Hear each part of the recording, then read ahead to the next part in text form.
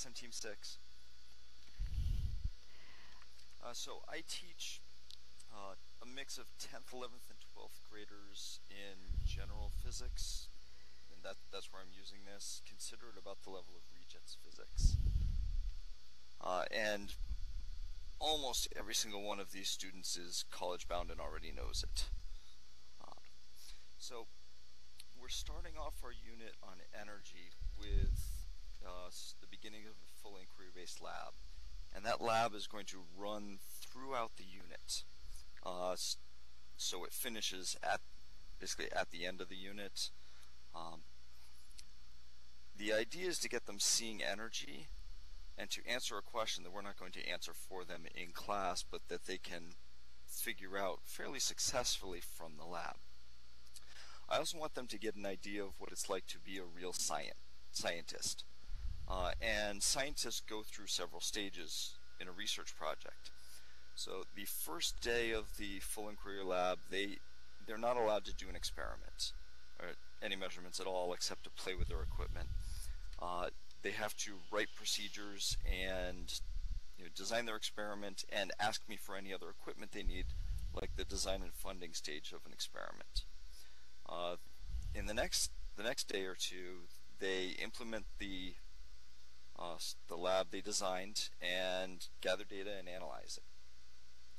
At the end of that, they write a laboratory report as a group, and I've worked out a rubrics where I can grade them both on their individual contributions to it and the laboratory report as an overall piece. And I require them to use Microsoft Excel to get best fits and similar. And then the project at the end of this is supposed to be that last piece of what scientists do. After you publish it in an article in peer-reviewed journals, you commonly are invited to give talks at various symposia. So that's what I'm trying to model with this last piece. Can we move on to the next slide, please?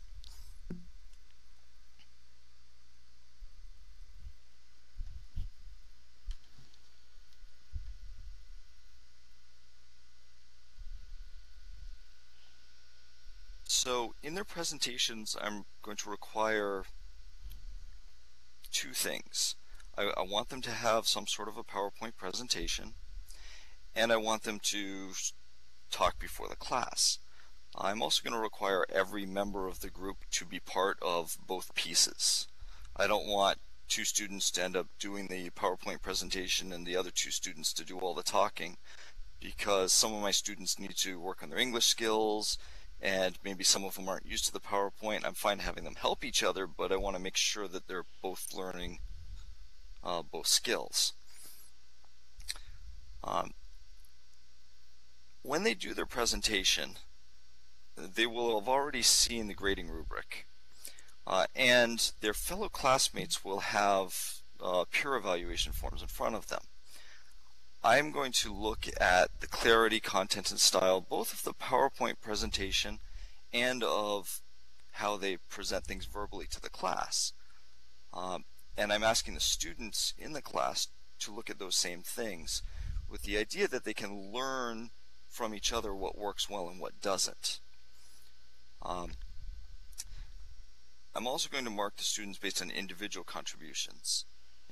Take a look at the different pieces. So if one student shies away from the work, that way I don't end up with these big motivation problems where 3 kids cover one kid not working, and then they resent what that kid's done. This way I can sort of give credit where credit is due. If the 3 individuals work really hard and one doesn't, those 3 don't really get penalized much by that one member not helping so much. That's something I've seen as an issue in the past. Also in the peer evaluation, I've asked them to specifically comment on an aspect of each presentation they like. I didn't want any dislikes because I don't want things going in the negative direction, but I want to push things in a positive direction and give compliments to each other and positive reinforcement. And finally, I'm going to basically grade their peer evaluations on a fairly small scale, mostly have you done this? Did you make sure you made reasonable comments and specific comments? And I don't want to just hear, oh, that was good. I want to hear very specifically what piece they liked, and then put that all together. And as I said, they'll know the rubric ahead of time, because I believe they should know what is being asked of them before they have to do it.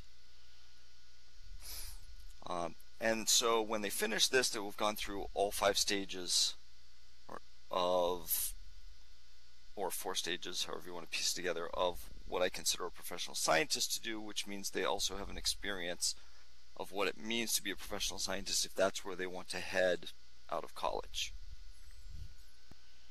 Any questions? Oh yes, yeah, I was inviting parents too. That something I mentioned to the students is that their audience for a peer-reviewed journal will be different than their audience in a symposium, and so they have to gear it to a different level. And so while they have to use the scientific words, they have to present it in a way that's comprehensible to different people.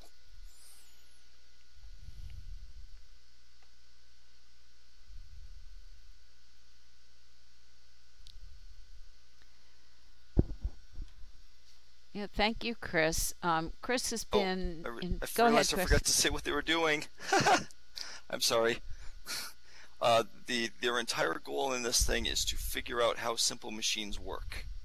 A single common way of determining how mechanical advantage comes about.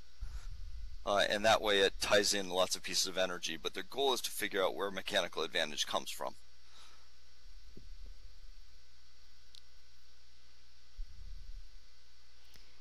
Now, especially if any of them are going on in engineering, this is going to be real helpful. And I think you have a very motivated group anyway at your school, Chris, but I like how you've brought the inquiry in, and you've been doing it for years now, I think, too. So you're quite versed at the patients that you need for inquiry. So you're not just jumping in to tell them the answers. So this should be good. Have you ever brought parents in, actually? No, I haven't, but I haven't done a presentation like this yet. I did my first big presentation thing last year with AP Physics on something separate, and last year was the first year I did really full inquiry-based labs instead of touches of it. How did you find that work out in the long run?